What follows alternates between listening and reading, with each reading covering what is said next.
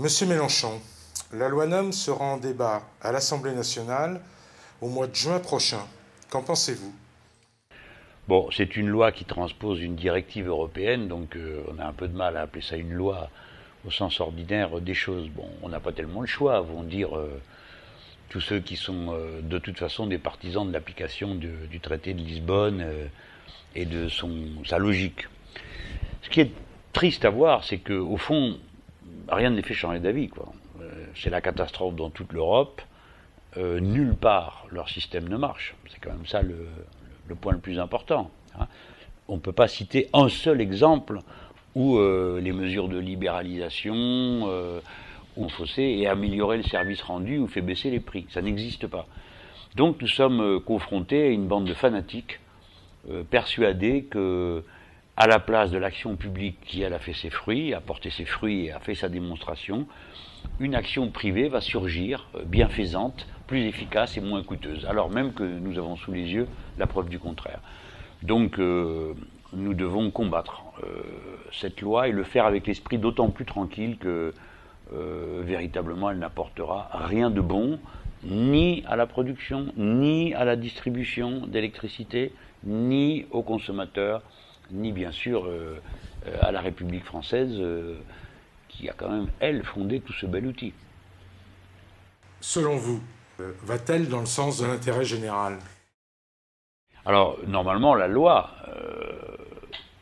quelle qu'elle soit, doit être attachée à l'intérêt général. On ne fait pas la loi pour des intérêts particuliers.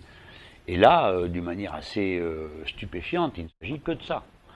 EDF est contraint à vendre à un tarif fixe une partie de sa production, un tarif fixe bas, mais fixe, à des entrepreneurs privés qui, eux, reçoivent le privilège de pouvoir ensuite le vendre au tarif qui leur convient. Donc c'est tarif fixe pour les uns, c'est donc une loi qui est faite dans leur intérêt et non pas dans l'intérêt des consommateurs ou du pays. Les conséquences vont elles aussi aller contre l'intérêt général, parce qu'il s'agit d'une appropriation privée d'un bien commun, produit par des investissements publics. C'est donc littéralement presque une anti-loi, hein, à sa manière. Non, l'intérêt général n'est pas du tout servi par cette loi. D'après vous, quelles seraient les conséquences si cette loi était adoptée pour les citoyens, les entreprises et les collectivités locales? Alors, ça c'est très simple à prévoir.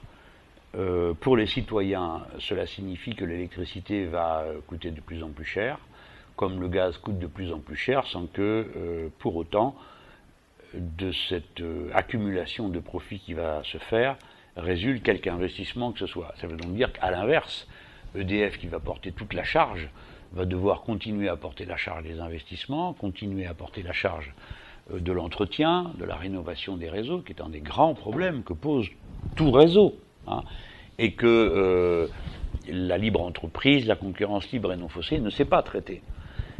Parce que tout ce qu'ils connaissent, c'est normal, c'est leur logique, hein, ils sont là pour ça, c'est faire des bénéfices. Et donc, progressivement, nous allons voir la qualité de l'entretien diminuer, parce que EDF n'est pas, pendant ce temps, mis à l'écart de la concurrence, c'est l'inverse. Hein. Elle est plongée dans la concurrence. C'est d'ailleurs pour ça qu'on organise cette espèce de nœud coulant qu'est la vente forcée à tarif bas à des concurrents. Voilà, donc moi ce que je redoute, c'est que la dégradation du réseau s'accélère, que l'augmentation des prix rende plus difficile l'accès à cette consommation de base dont les gens ne peuvent pas se passer. Hein. Avoir de l'électricité, c'est avoir du gaz, c'est pas un luxe, c'est parce qu'il n'y a pas moyen de faire autrement, hein, donc obligé de faire ça. Donc tous ces gens sont sur un marché captif avec des investissements payés par les autres et ils vont faire des profits privés. Je trouve ça lamentable.